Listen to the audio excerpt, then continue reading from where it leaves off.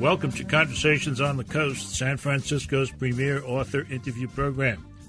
We have a long title today, Havana Nocturne, with a subtitle that tells you pretty much all about it, how the mob owned Cuba and then lost it to the revolution. The author, T.J. English, is with us, and thank you for coming by. Great pleasure to be here. Oh, I have to mention your publisher is William Morrow and Company, a subsidiary of HarperCollins. Yeah. You know, the scope of this book is really pretty vast. It, in a sense, begins December 1946 or a little bit before, and then it kind of ends around 1961, 1962, with the mob plans in conjunction with the CIA to kill Fidel Castro. Mm-hmm. And in between is a story that I think needs to be told, because I think we have a sense, we know all about that. And we don't. We don't know anything. It begins, the story, as you see it, with a meeting in Havana in 1946. Yes. Well, the main frame of reference for this story for most people is probably The Godfather Part 2. Yeah. In fact, that may be most Americans' only point of reference for this story. There have been other movies that touch on it, and there have been fictional accounts, novels that touch on it, but it seemed like the time was right for a full-fledged nonfiction investigation. In fact, this book probably should have been written decades ago, because it's a pretty significant story, I think, and it answers a lot of questions, raises some questions about American involvement in Cuba in the years before the revolution, and certain activities and events that may have inspired the revolution, fueled the revolution, contributed to the revolution. The event you mentioned was a gathering of the brain trust of the mob in the United States in 1946, December of 1946, led by Meyer Lansky, well-known Jewish mobster out of New York City. Lansky and Luciano, Charles Luciano, Lucky Luciano, had this dream of exploiting Havana for a long time, for decades really, all the way back to the 1920s. But Luciano had gotten himself thrown in prison for a long stretch of time, from 1935 to 45. And he got out of prison in the post-war years, and that's when Lansky reached out to Luciano and said, the time is right for us to reignite this dream that we've always had for Havana. One of the startling things, I think, when you tell that beginning story, is that their vision went beyond Cuba, went beyond Havana, that this would kind of be the base for worldwide operations of gambling control. Yeah, I think we've forgotten how grandiose the underworld, organized crime, was in this country, particularly from this period starting with Prohibition in the 1920s, when the structure and framework of the mob or the syndicate or organized crime, as it would come to be known, was really put into place. Mm-hmm. And that structure thrived, even though Prohibition ended by the decade of the 1930s. That structure thrived through the 30s, 40s, right into the 50s. And yes, it was it was sort of breathtaking in its scope. Mobsters like Lansky and Luciano and others, Santo Traficante from Tampa, were operating at a very high level, and they thought of themselves as CEOs of a major international corporation.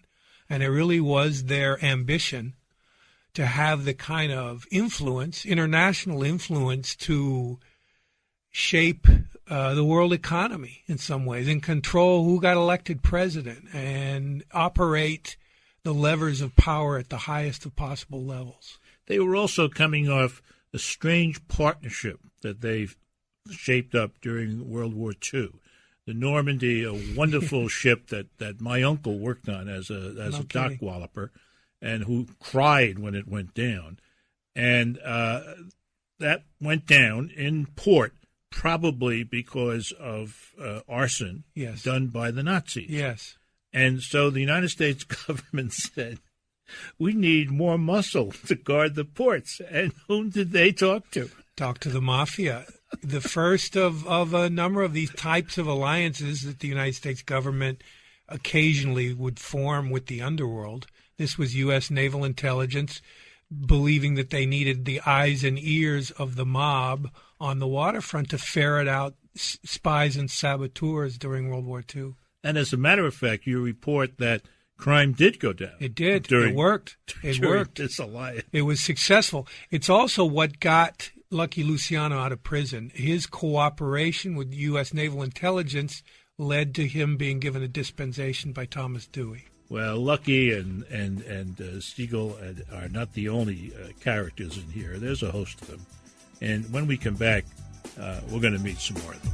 You're listening to Conversations on the Coast with Jim Foster. Follow us on Twitter at Jim Foster COC or send an email to jimfostercoc@gmail.com. T.J. English is our guest. His book is called Havana Nocturne, How the Mob Owned Cuba and Then Lost It to the Revolution. The publisher is William Morrow, a subsidiary of HarperCollins.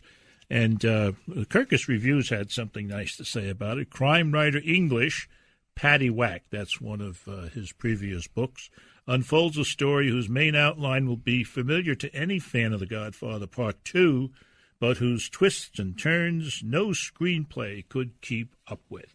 Yeah, because this is the true story. The screenplay is truncated. And as a matter of fact, with respect to Godfather 2 and that meeting we were talking about, you note in the book that the Godfather 2 didn't have it right. No. Godfather 2 is highly fictionalized, although they took the time to focus on certain details. In the movie, people may remember the scene where the mobsters meet on a rooftop in Havana and they cut up a cake that has a drawing of the island of Cuba on it, and they pass the pieces around to the assembled mafiosi. It's a powerful metaphor for what was taking place, dividing up the division of spoils. The actual event was more elaborate and more interesting. It took place at the Hotel Nacional over the course of a long weekend, and it was a major sit-down. Lansky was there, Luciano was there, Trafficante was there. All the major mob figures in the United States came down for this event. And it really was the beginning point where they charted out what was their plan for Cuba over the next decade or so. And you referred to it many, many times in the course of the book. And you give it the weight, and I'm sure you're right about this, of kind of like the real blueprint of what they wanted to do on the one hand, and then there was also a kind of sense from that meeting of how it was to be done. I mean, what was to be the etiquette of it, if you will, which was also very, very important in the long run. Yeah, Lansky was very good at that. He was very good at making sure everyone felt that they were getting their fair piece of the pie and that toes weren't being stepped on, and it was part of his strategy, I think, to avoid violence if he could. And that was the nature of his success, really, that he was able to make money for so many people. It's probably part of the reason that he lived to old age and died of old age at the age of 83, which is kind of a rarity for mobsters of that vintage. Old, yeah. They usually get taken out, a bullet to the head at some point. He did not, however, shy away from violence in certain situations. I think of the story of Mr. Anastasia. Yes, well, who got himself in trouble, and the way you write about it, Lansky called a meeting about these difficulties with Anastasia and came to a decision, period, end of paragraph, and then one of the most famous hits in mob history took place in the barber shop in Midtown Manhattan.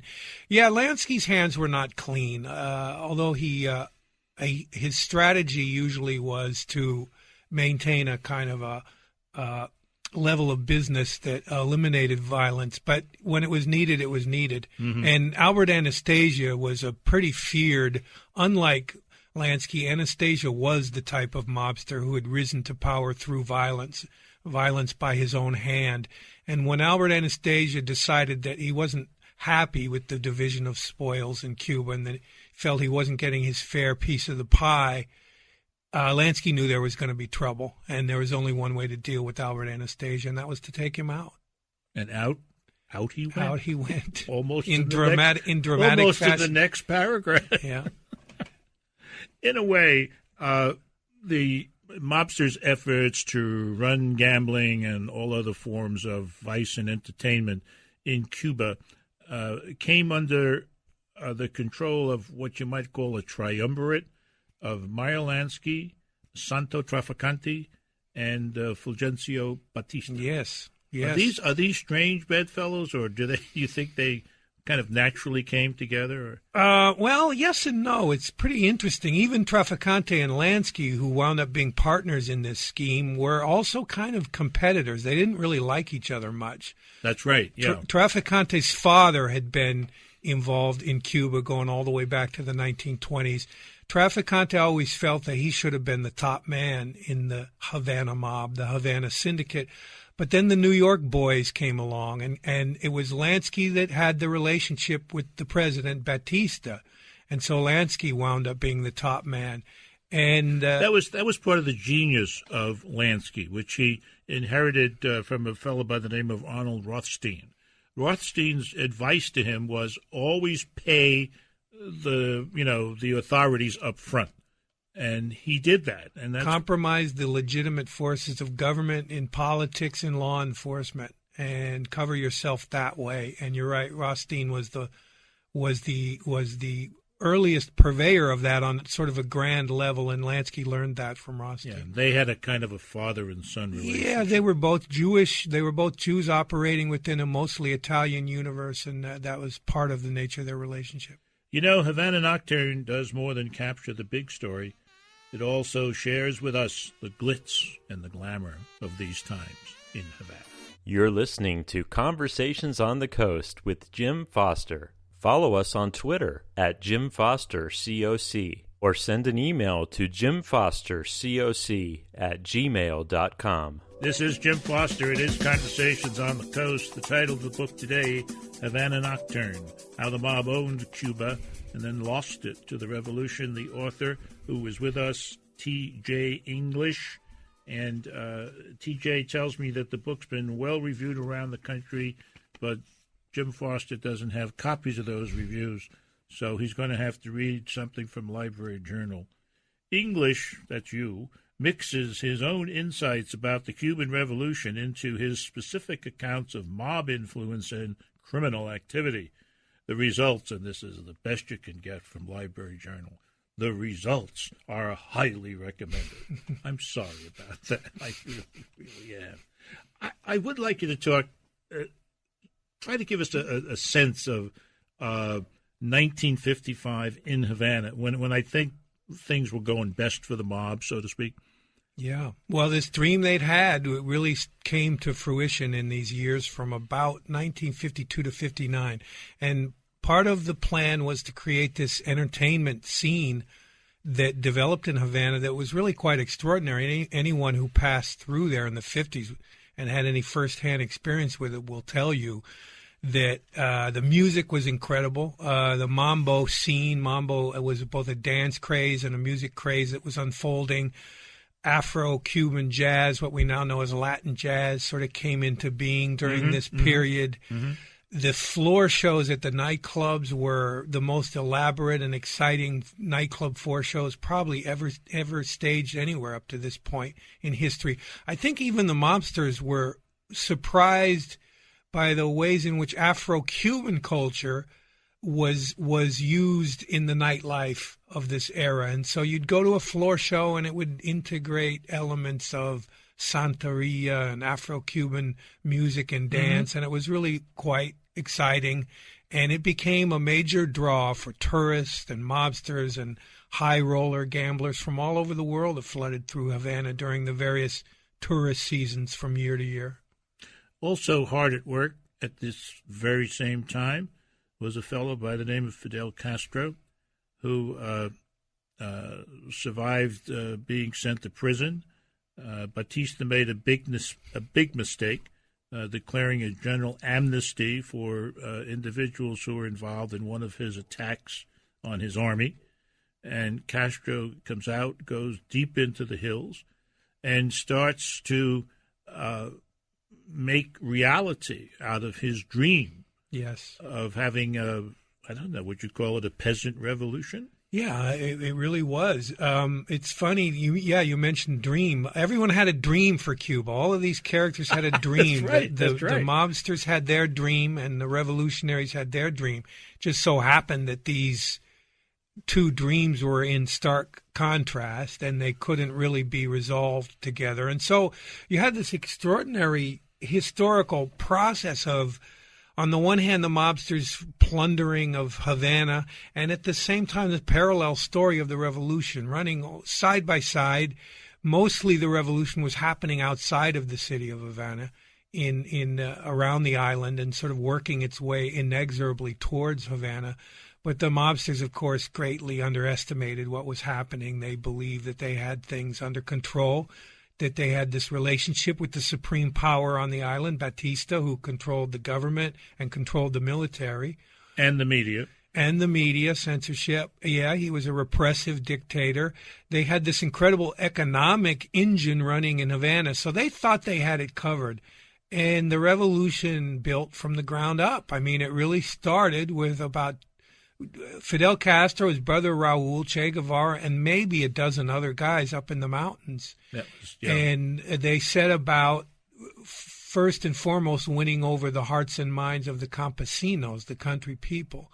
And it just built from there. And it sort of swept across the island and then finally made its way to Havana in late 1958 on into the morning of 1959. One of the sources I had for the book was a really important source, a guy by the name of Armando Jaime Casillas, who was Lansky's driver and valet. I'm glad you brought him up. I got to know him, and I said, get the author to talk about this guy. Yeah, I dedicated the book to him. Unfortunately, he passed away about 8 months ago before the book came out.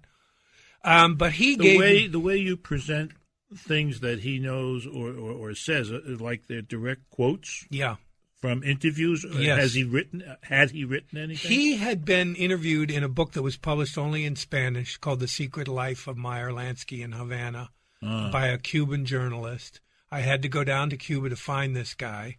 And he had he had an incredible memory, and he gave me a kind of a blow-by-blow account of Lansky's dealings on New Year's Eve when the whole thing came crashing to the ground. Uh-huh.